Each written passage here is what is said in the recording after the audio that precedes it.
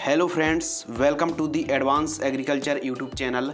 किसान भाइयों, आज की इस वीडियो पर हम आपको 10 ऐसी रासायनिक खादों के बारे में बताने वाले हैं जिनको आप अपनी फसलों पर मिक्स करके कभी भी प्रयोग इस्तेमाल नहीं करना चाहिए।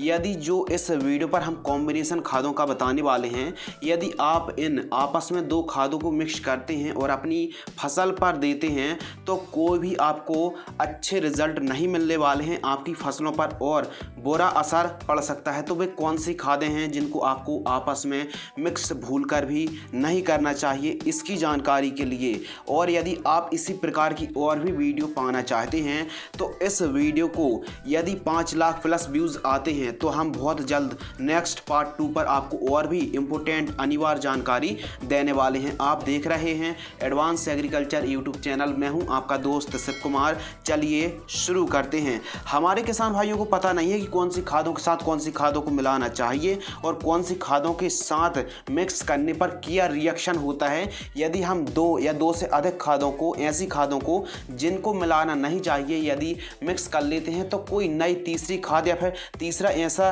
रासायन बन जाता है जो हमारी फसलों के लिए कोई भी अच्छा परिणाम या फिर अच्छे रिजल्ट प्राप्त नहीं होते हैं। तो आज की इस वीडियो पर हम 10 ऐसी खादों के बारे में बताने वाले हैं जिनको आपको आपस में मिक्स नहीं करना चाहिए। तो चलिए शुरू करते हैं।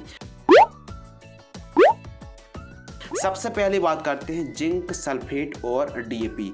जिंक सल्फेट जो खाद आती है उसके साथ आपको कभी भी डीएपी उर्वरक खाद यानी डाई अमोनियम फास्फेट को आपस में कभी भी मिक्स नहीं करना चाहिए। आपको गलत परिणाम मिलेंगे यदि इन दोनों खादों को आप आपस में मिक्स करके देते हैं तो आपको रिजल्ट बिल्कुल भी नहीं मिलने वाले हैं।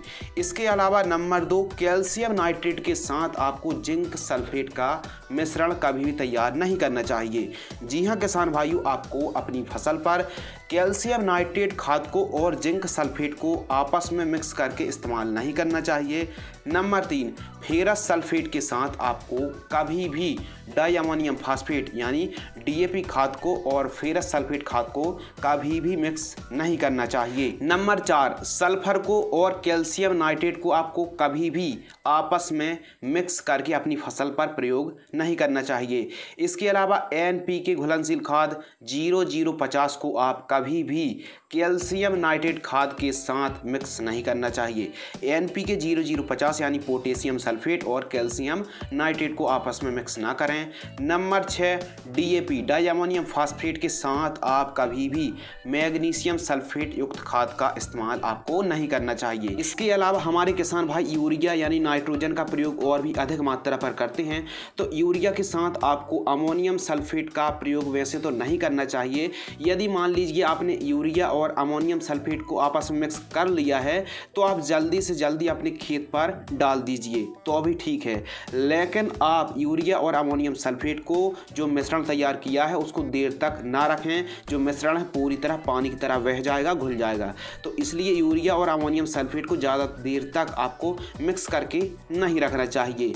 इसके अलावा नंबर 8, यूरिया और कैल्शियम नाइट्रेट। जी हाँ किसान भाइयों, यूरिया के साथ आपको कभी भी कैल्शियम अमोनियम नाइट्रेट को नहीं मिलाना चाहिए। इसके अलावा यूरिया के साथ आप ध्यान दीजिए, यूरिया के साथ आपको एसएसपी सिंगल सुपर फास्फेट को नहीं मिलाना चाहिए। इसके अलावा नंबर 10, यूरिया के साथ आप एमओपी को तो मिला सकते हैं लेकिन हमारे हिसाब से ना ही मिलाएं।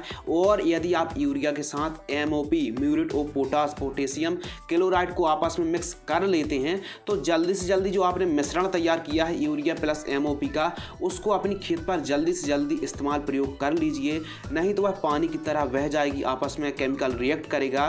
तो हो सके तो यूरिया और एमओपी को यदि आप मिला रहे हैं तो जल्दी से जल्दी अपने खेत पर प्रयोग कर लीजिए, तो भी आपको अच्छे रिजल्ट मिल सकते हैं।